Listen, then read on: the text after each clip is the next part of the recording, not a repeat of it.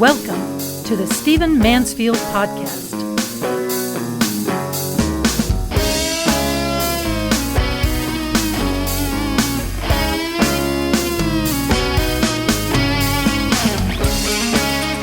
Well, welcome to the Stephen Mansfield Podcast. Great to have you with me. I want to do something in this podcast that I've never done before.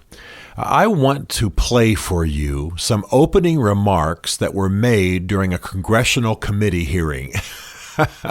Doesn't sound that exciting, does it?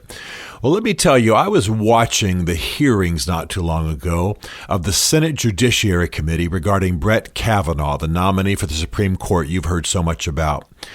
And I got to tell you, I heard a man speak for about 8-9 minutes and basically rebuke Congress for its irresponsibilities and identify the misalignment that's happening in our government as a result of Congress's abrogation of its responsibilities. And I was so impressed. It was so powerful. I want you to hear it. The man speaking was a man named Ben Sasse. Now, Ben Sasse is a senator from Nebraska. He is young. He's only in his 40s. I think he's an up-and-comer. Very intelligent, very well-spoken. I didn't know much about him, but I was so impressed with his comments. I learned a bit about him. This man has a bachelor's from Harvard, a master's from St. John's, by the way, a very difficult and advanced university in Annapolis, Maryland. Has a doctorate in American history from Yale. He's been a university president. He's also served with the Justice Department, Homeland Security, Health and Human Services. I'm impressed with him. He's on the faculty of the Johnson School of Public Policy at UT. And now, of course, he's a senator from Nebraska. He said some things we need to hear. A lot of the problem in our government today is that Congress, that the House and the Senate are not fulfilling their obligations. He said it much better than I could. We're going to play that for you now. Listen, this is powerful. This is important. This is at the heart of our dysfunctions today. Many of you, when I see you, talk to you, get emails from you, you're asking, what's going wrong? Why isn't it working? Why isn't it working the way the Founding Fathers intended? Well, this is it, said well by a young, well-educated man. I want you to hear this, and I want you to keep your eyes on Senator Ben Sasse. It's predictable that every confirmation hearing now is going to be overblown, politicized circus. And it's because we've accepted a new theory about how our three branches of government should work, and in particular, how the judiciary should work. What Supreme Court confirmation hearings should be about is an opportunity to go back and do schoolhouse rock civics for our kids. We should be talking about how a bill becomes a law and what the job of Article 2 is and what the job of Article 3 is. So let's try just a little bit. How did we get here, and how can we fix it? I want to make just 4 brief points. Number 1, in our system, the legislative branch is supposed to be the center of our politics. Number 2, it's not. Why not? Because for the last century, and increasing by the decade right now, more and more legislative authority is delegated to the executive branch every year. Both parties do it. The legislature is impotent, the legislature is weak, and most people here want their jobs more than they really want to do legislative work, and so they punt most of the work to the next branch. Third consequence is that this transfer of power means the people yearn for a place where politics can actually be done. And when we don't do a lot of big, actual political debating here, we transfer it to the Supreme Court. And that's why the Supreme Court is increasingly a substitute political battleground in America. It is not healthy, but it is what happens, and it's something that our founders wouldn't be able to make any sense of. And fourth and finally, we badly need to restore the proper duties and the balance of power from our constitutional system. So point 1, the legislative branch is supposed to be the locus of our politics, properly understood. Since we're here in this room today, because this is a Supreme Court confirmation hearing, we're tempted to start with Article 3. But really, we need Article 3 is the part of the Constitution that sets up the judiciary. We really should be starting with Article 1, which is us. What is the legislature's job? The Constitution's drafters began with the legislature. These are equal branches, but Article 1 comes first for a reason. And that's because policy making is supposed to be done in the body that makes laws. That means that this is supposed to be the institution dedicated to political fights. If we see lots and lots of protests in front of the Supreme Court, that's a pretty good litmus test barometer of the fact that our republic isn't healthy. Because people shouldn't be thinking they are protesting in front of the Supreme Court. They should be protesting in front of this body. The legislature is designed to be controversial, noisy, sometimes even rowdy, because making laws means we have to hash out the reality that we don't all agree. Government is about power. Government is not just another word for things we do together. The reason we have limited government in America is because we believe in freedom. We believe in souls. We believe in persuasion. We believe in love. And those things aren't done by power. But the government acts by power. And since the government acts by power, we should be reticent to use power. And so it means when you differ about power, you have to have a debate. And this institution is supposed to be dedicated to debate and should be based on the premise that we know since we don't all agree, we should try to constrain that power just a little bit, but then we should fight about it and have a vote in front of the American people. And then what happens? The people get to decide whether they want to hire us or fire us. They don't have to hire us again. This body is the political branch where policymaking fights should happen. And if we are the easiest people to fire, it means the only way the people can maintain power in our system is if almost all the politicized decisions happen here, not in Article 2 or Article 3. So that brings us to a second point. How do we get to a place where the legislature decided to give away its power? We've been doing it for a long time.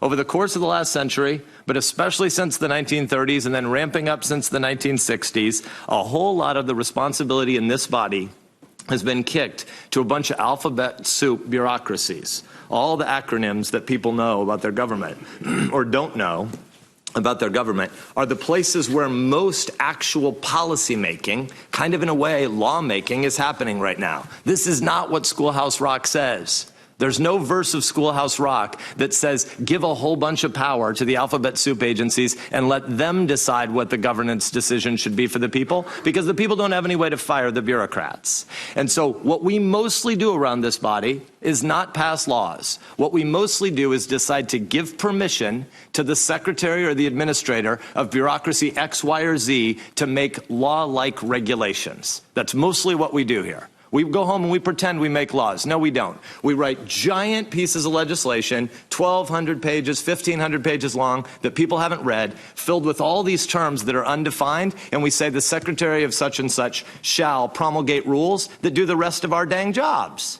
That's why there's so many fights about the executive branch and about the judiciary, because this body rarely finishes its work. And the House is even worse. I don't really believe that. It just seemed like you needed to try to unite us in some way. So I admit that there are rational arguments that one could make for this new system. The Congress can't manage all the nitty-gritty details of everything about modern government, and this system tries to give power and control to experts in their fields, where most of us in Congress don't know much of anything, or about technical matters for sure, but you could also impugn our wisdom if you want. But when you're talking about technical, complicated matters, it's true that the Congress would have a hard time sorting out every final dot and tittle about every detail. But the real reason at the end of the day that this institution punts most of its power to executive branch agencies is because it's a convenient way for legislators to have to be able to avoid taking responsibility for controversial and often unpopular decisions.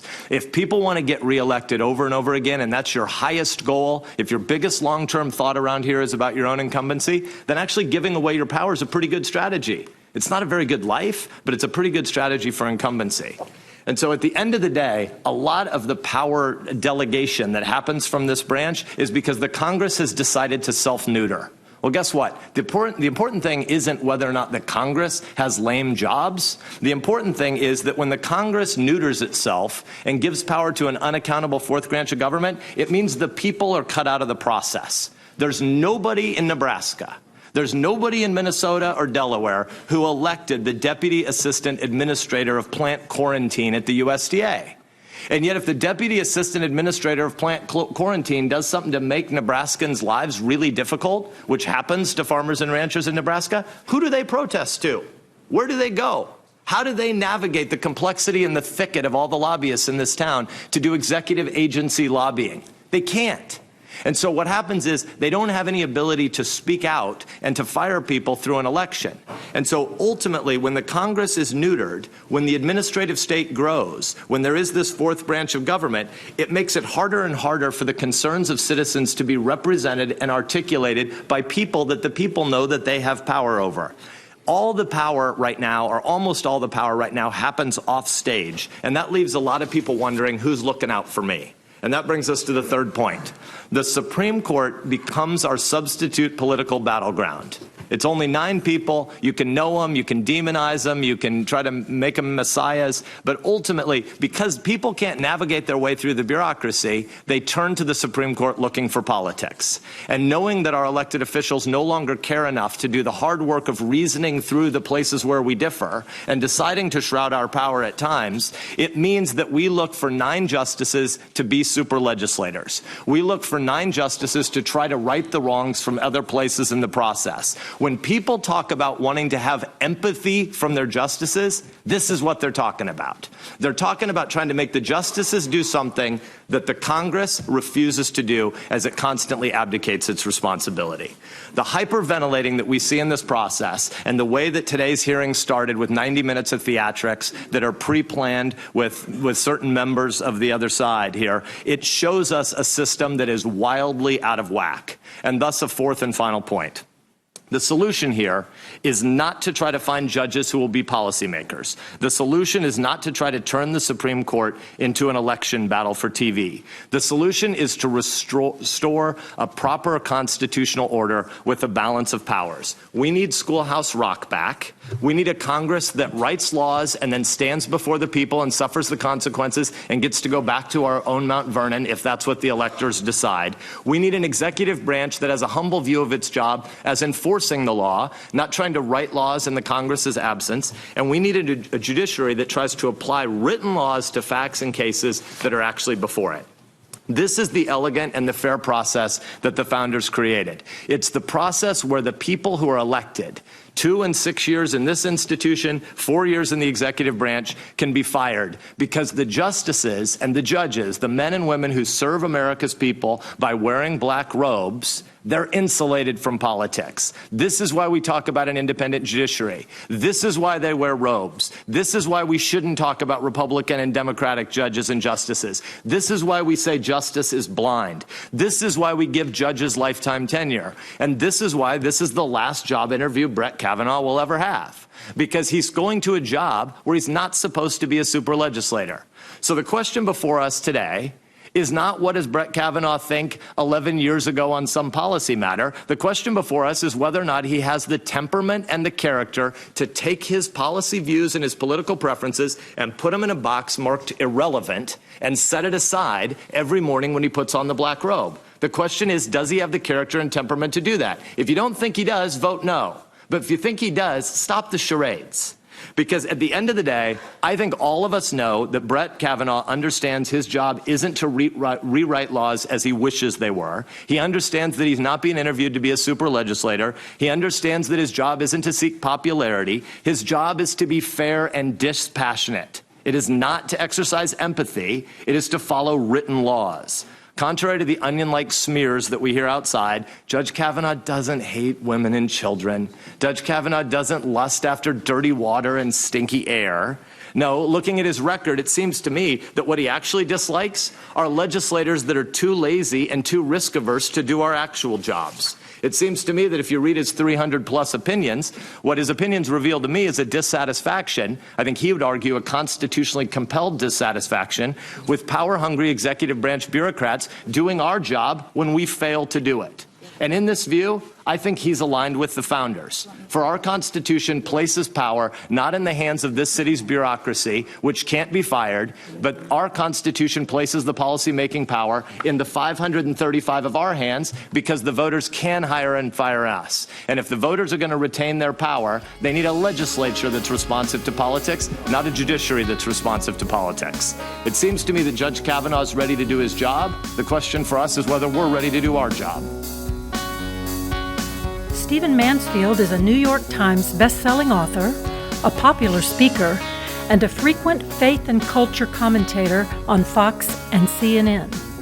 His groundbreaking books on faith and society include The Faith of George W. Bush, The Search for God in Guinness, Mansfield's Book of Manly Men, and Lincoln's Battle with God. Learn more at stephenmansfield.tv.